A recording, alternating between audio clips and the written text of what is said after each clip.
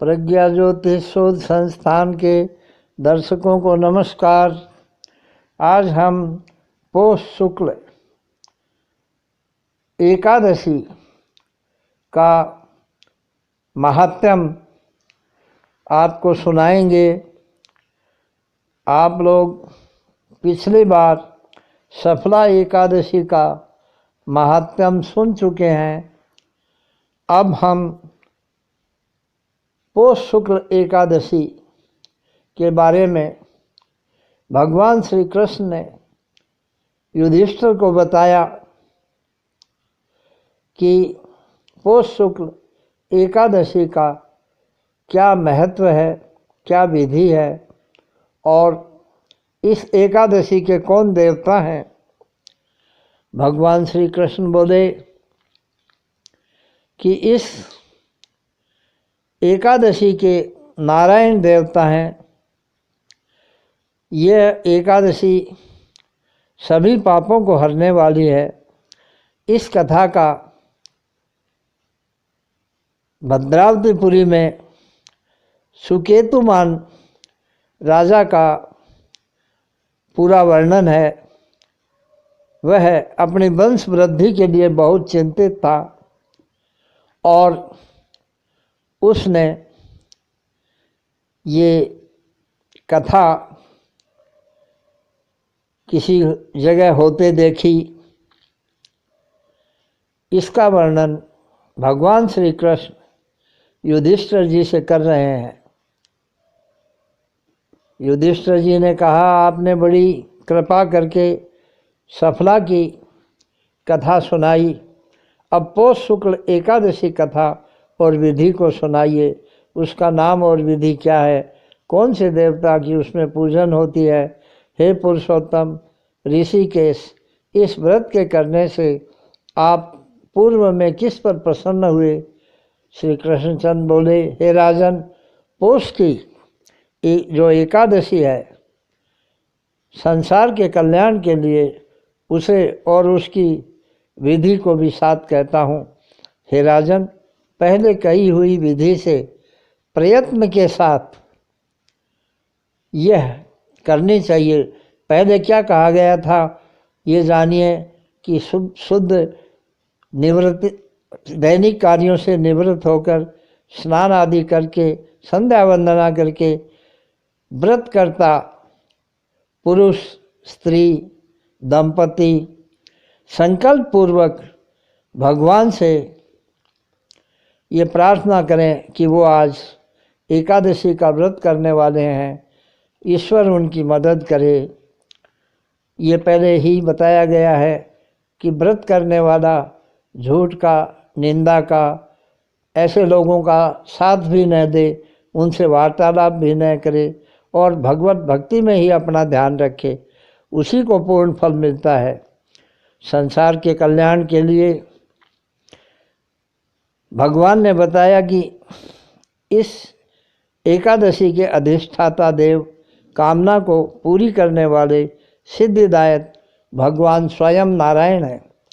इस चराचर जगत में इससे उत्तम और कोई एकादशी नहीं है। यह विद्या, यश और लक्ष्मी को देने वाली है। हे राजन, इसकी पाप हारिणी कथा को सुनिए। मैं कहता हूँ, भद्रावतीपुरी में सुकेतुमान नाम का एक राजा था। उसकी सुशोभना सभ्या नाम की प्रसिद्ध रानी थी। उसके कोई वंश वृद्धि की संभावना नहीं थी। वह राजा वंश वृद्धि के लिए अनेक मनोरथ कर चुका था, परंतु वो सभी मनोरथ किसी दुर्दैव संयोग से पूर्ण नहीं हुए। वंशकर्ता जब कोई उत्पन्न नहीं हुआ तो राजा का मन बहुत ही खिन्न रहने लगा। उसने धर्म से बहुत समय तक बड़ी चिंता की। वे दोनों राजा रानी रात दिन इसी चिंता में घुले रहते थे। उनके पितर भी इसी चिंता में थे कि उनके कुल में आगे कौन वंश को चलाएगा। इसी चिंता से वो गुनगुना जल उनके द्वारा दिया हुआ पीने लगे। पितरलोक सोचने लगे कि राजा के बाद और कोई नहीं है जो हमारा तर्पण कर सके, परलोक में हमको तुष्ट कर सके। इस कारण इसका दिया हुआ गुनगुना पिया जा रहा है।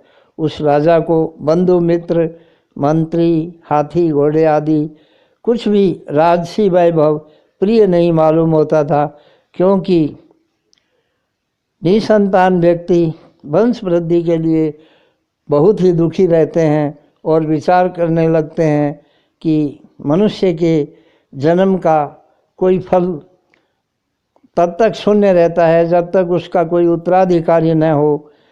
पितर, देव, मनुष्यों का ऋण, ये तीनों ऋण से मनुष्य तभी छूट पाता है जब वो अपने वंश का कोई उत्तराधिकारी प्राप्त कर ले। इसलिए पुत्र सभी चाहते हैं कि किसी भी तरह से उनका वंश चले। जिन पुण्यात्माओं के घर में वंश वृद्धि होती है उनको इस लोक में यश और परलोक में शुभ गति प्राप्त होती है। उसके घर में आयु, आरोग्य और संपत्ति नित्य रहती है। वह दैनिक चित्त प्रसन्न रखता है। पुण्यवान लोगों को ही पुत्र पौत्रों की प्राप्ति होती है। ऐसा विचार करके वह स्वयं भगवान की भक्ति भी करने लगा।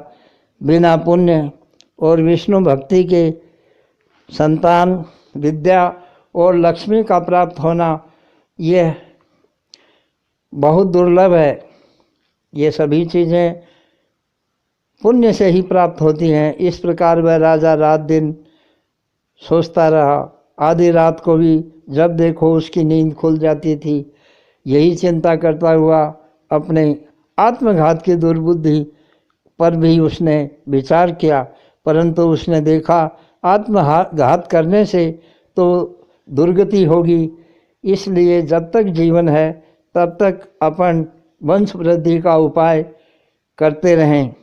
अपने शरीर को दुर्बल तथा संतानहीन देखकर फिर बुद्धि से अपनी हिम्मत और हित की बात पर विचार करने के लिए वह घोड़े पर चढ़कर एक निर्जन वन में विचरण करने लगा। वहाँ पर उसको इस बात की खबर उसके किसी मंत्री और पुरोहित को भी न हुई कि राजा अज्ञातवास में चला गया है। यह उस शून्य जंगल में, जिसमें कि वन पशु से भरे रहे, उन जंगली जानवरों के अंदर वन के वृक्षों को देखता हुआ विचारने लगा। फिर अनेक प्रकार के बड़, पीपल, बेल, खजूर, कटहल, मौलसरी, सदापर्ण, तेंदुक, तिलक, साल, ताल, तमाल, सरल, इंगुदी, शीशम, बहेड़ा, लिसोड़ा, विभीतक, सल्लकी, करौंदा, सांठी, खैर, साली और पलाश आदि के सुंदर वृक्षों को निहारता रहा।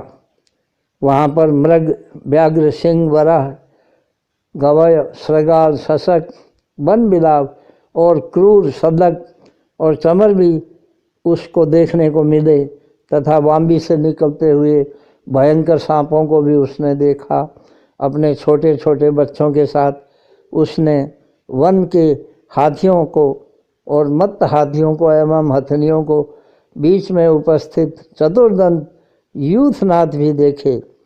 उन्हें देख वो उन हाथियों को और अपने को तुलना करने लगा कि देखो जंगल में भी जीव अपने परिवार के साथ कितने प्रसन्न हैं, पर्यावरण का पूरा आनंद ले रहे हैं। तब भी उसको वो शोक सता रहा था कि तुम पति पत्नी अकेले ही हो। उसने हाथियों को और उनकी शोभा को देखते देखते राजा को बड़ा आश्चर्य के साथ कुछ पक्षियों की हू हू आदि आवाज़ें सुनी। तो शाम हो गई, उल्लू को भी घू घू सुनी। उन्हें देखता सुनता तथा उन पक्षी मृगों को निहारता वन में घूमने लगा। राजा मध्याह्नोपरांत इसी तरह वन को देखता रहा। इधर उधर घूमते फिरते भूख प्यास बहुत सताने लगी, कंठ सूख गए। ऐसी दशा में सोचने लगा कि मैंने ऐसा कौन सा पाप किया था जिससे मुझे ऐसा दुख मिला। मैंने यज्ञ और पूजा से सभी देवताओं को संतुष्ट किया, उसी तरह ब्राह्मण भी मिष्टान्न भोजन और दक्षिणा से प्रसन्न किए थे और प्रजा का भी अपने पुत्र की तरह पालन किया था। मुझे ये इतना बड़ा भारी दुख ईश्वर ने क्यों दिया? यह चिंता करता हुआ मन में और भी आगाड़ी आगे चलता रहा। राजा ने पूर्व जन्म के कोई सुकृत के प्रभाव से एक सुंदर सरोवर देखा। मानस सरोवर से भी वह श्रेष्ठ था या वह स्पर्धा करता था। इतना सुंदर कमलनियों से सब ओर से शोभित था। उसमें कारंडव, चक्रवाक और राजहंस मधुर बोली में बोल रहे थे। उसमें बहुत से मगरमच्छ एवं दूसरे जलचर भी थे। उसके पास ही उसने देखा राजा ने कि इस घोर जंगल में ऋषि आश्रम भी दृष्टिगोचर हुए हैं। वे सब शुभ संसी निमित्तों के साथ लक्ष्मीवान राजा ने देखे। उनका उस समय दाहिना नेत्र और दाहिनी भुजा फड़कने लगी। राजा को आभास हुआ कि ये दायां अंग स्फुरन बहुत शुभ होता है, आज हमें कोई अच्छी खबर मिलेगी। उसके किनारे मुनि लोग गायत्री का जाप कर रहे थे। राजा घोड़े से उतरकर उनके आगाड़ी खड़ा हो गया। हाथ जोड़कर उन सभी मुनियों को, प्रशस्त व्रत वाले मुनियों को चरणों में अलग अलग दंडवत प्रणाम किया। श्रेष्ठ राजा बड़ा प्रसन्न हुआ और मुनि लोग भी राजा को देखकर बहुत प्रसन्न हुए। बोले, हम प्रसन्न हैं। हे राजन, जो तेरे मन की इच्छा हो वह मांग लो। यह सुन राजा ने कहा कि महाराज तपेश्वरी, आप लोग भी कौन हैं, क्या नाम है तथा यहाँ क्यों और किस लिए सब एकत्रित हुए हैं इस घोर जंगल में, यह यथार्थ रूप से मुझसे कहिए। मुनियों ने उत्तर दिया, हे राजन, हम लोग विश्व देवा हैं, स्नान के वास्ते यहाँ पर आना हुआ है। माघ मास निकट आ रहा है और आज से 5वें दिन लग जाएगा। आज पुत्रदा नाम की एकादशी है। यह शुक्ला पुत्र की इच्छा रखने वाले लोगों को पुत्र प्रदान करती है। राजा ने कहा कि महाराज मुनिराज, मेरे भी कोई संतान नहीं है। मैंने बहुत प्रयत्न किए हैं। यदि आप मुझ पर प्रसन्न हो तो मुझे भी संतान दे दीजिए। मुनि बोले कि हे राजन, आज ही पुत्रदा एकादशी है, इसलिए तुम्हारे घर में इसके उत्तम व्रत के करने से भगवान की कृपा से तुम्हारा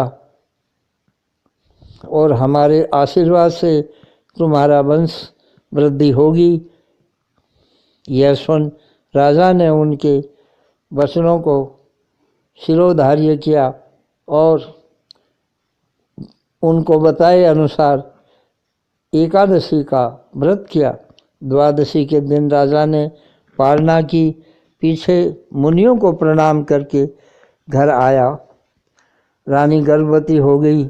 उस राजा के घर में मुनियों के वचन से और इस पुत्रदा नाम की एकादशी के कृपा से बड़ा तेजस्वी और पुण्यात्मा पुत्र 9 महीने बाद उत्पन्न हुआ।